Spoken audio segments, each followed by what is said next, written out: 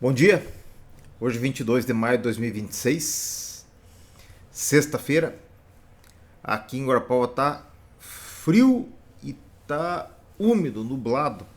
Aqueles dias que parece que fica mais frio ainda, né?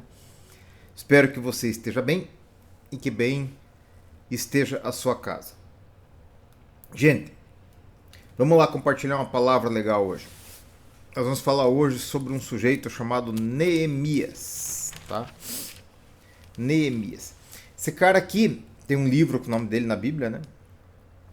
E o Neemias, ele era copeiro de um rei chamado Artaxerxes, que curiosamente era um rei persa, que reinou uns 100 anos depois de Ciro, que foi o fundador do Império Persa, né?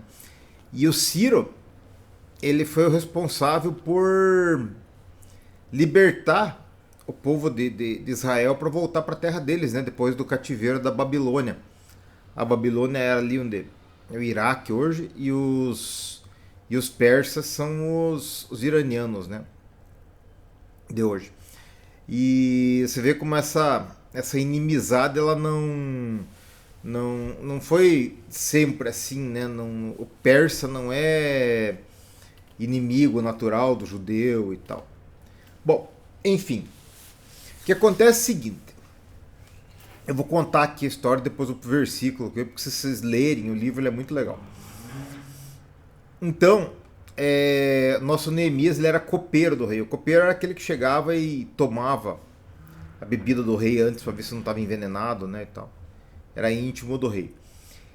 E chegou um cara lá que veio de Jerusalém e falou assim, e ele perguntou como é que tá o povo lá. E o povo tá em grande miséria, os muros da cidade estão destruídos, tá uma tristeza. E ele ficou muito triste com isso, começou a orar e jejuar. E ele faz uma oração intercessória até pelos seus pais e pelos seus antepassados, né? Ele olha assim, Deus, eu sei que nós, como povo, pecamos. Perdoa. E ele tinha no coração dele o desejo de construir uma grande obra, né? Edificar os muros de Jerusalém. Bom, ele chegou a servir o vinho para o rei, e o rei notou que ele estava triste, né? Preocupado. Agora, essa é aquela ideia que eu falo para vocês. Nós, que servimos a Deus, nós temos que ser os melhores funcionários do mundo. A gente tem que ser bênção para as pessoas onde a gente colocar o pé, né? Então esse cara aqui, ele tinha tanta estima do rei, que o rei perguntou para ele o que estava acontecendo. Ele falou, é que lá, Jerusalém, tá, a cidade tá feia e tal, o povo tá em miséria. O rei falou, o que você quer fazer? Quer ir lá reconstruir? Vá, tu deixa eu ir, te mando carta, te dou madeira, tudo, e assim foi. E ele é alegre, né? Chegou lá e tal, começou a reunir o povo e tal. E aqui eu quero dizer para vocês onde é que entra isso na nossa vida. Neemias um dia ficou triste, né? Com aquela situação da cidade santa e do povo de Deus, né? E sabia das promessas de Deus. E ele foi jejuar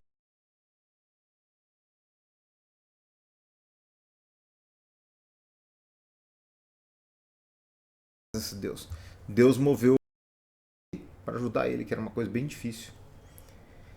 E aí ele foi lá para começar a obra. Ele tinha que motivar o povo, né? O povo deles lá, arrumar gente para trabalhar e tal. E começou a fazer isso. Ele era tão especial pro rei, era um funcionário tão bom que o rei autorizou ele aí e ainda deu insumos para ele fazer a obra que ele queria, imagine. E aqui, né, vocês veem no versículo 4. Vejo aqui os caras construindo um muro lá naquela dificuldade. E sucedeu que, ouvindo Sambalate, que edificávamos o muro, ardeu em ira e se indignou muito e escarneceu dos judeus. E falou na presença de seus irmãos do exército de Samaria e disse, que faz esses fracos judeus? Permitir-se-lhes a isso? Sacrificarão? Acabá-lo-ão num só dia? Vivificarão dos montões do pó as pedras que foram queimadas?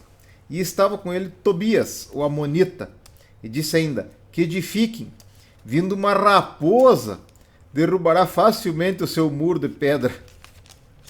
Aí, ouve, ó nosso Deus, somos tão desprezados, e cai o seu opróbrio sobre a sua cabeça, e faz que seja um despojo na terra de cativeiro. E assim foi, né? E aí ele foi trabalhando lá. O que eu quero dizer para você é o seguinte: como a minha vida sempre foi muito difícil, e da maioria de vocês eu acredito que deve ser também, a gente sempre encontra oposições, né? Quantas vezes na sua vida você resolveu fazer alguma coisa e apareceram de perto, assim, você, ih, não vai dar nada. O pessoal torce contra mesmo. E isso tem alguns motivos, né? Porque se você se levanta para lutar, você expõe a preguiça daqueles que ficam parados no seu próprio lugar, né? Se você obtém vitória, você expõe a fragilidade daqueles que nunca têm uma vitória. E se você serve a Deus, então pior ainda, porque aí você expõe a sujeira daqueles que não querem mudar de vida e não querem servir a Deus. Portanto, essa história de Neemias, ele concluiu a obra dele, tá? Deus foi com ele e ele concluiu. Essa história de Neemias mostra para nós assim o quanto que vale a pena você ser uma pessoa boa na sociedade e você ser bênção na vida dos outros. Mostra o quanto que a gente tem que lutar e trabalhar. Mostra o quanto que a gente vai encontrar oposição dos de dentro de casa, dos de fora de casa, dos irmãos de igreja, dos colegas de trabalho, dos inimigos, não preciso nem falar, né? O governo, né? Todo mundo. E você tem que estar lutando. Mas busque em Deus sua força, porque assim como Neemias tinha buscado a fonte primária dele em Deus, se você e eu buscarmos a nossa fonte primária em Deus, em orações, em jejuns, em uma vida correta de santidade, aí ele vai lutar do nosso lado.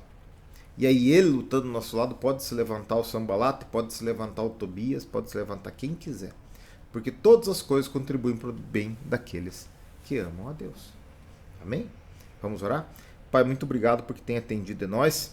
Muito obrigado por mais esse dia de vida. Eu quero abençoar a vida desse meu irmão que está ouvindo aqui hoje. E que nós todos possamos buscar no Senhor a força para as nossas batalhas.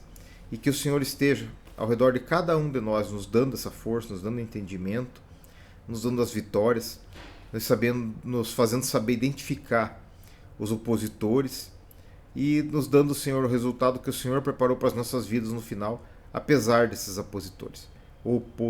É o que nós te pedimos em nome de Jesus. Amém? Deus te abençoe muito e te faça vitorioso, você e a sua casa.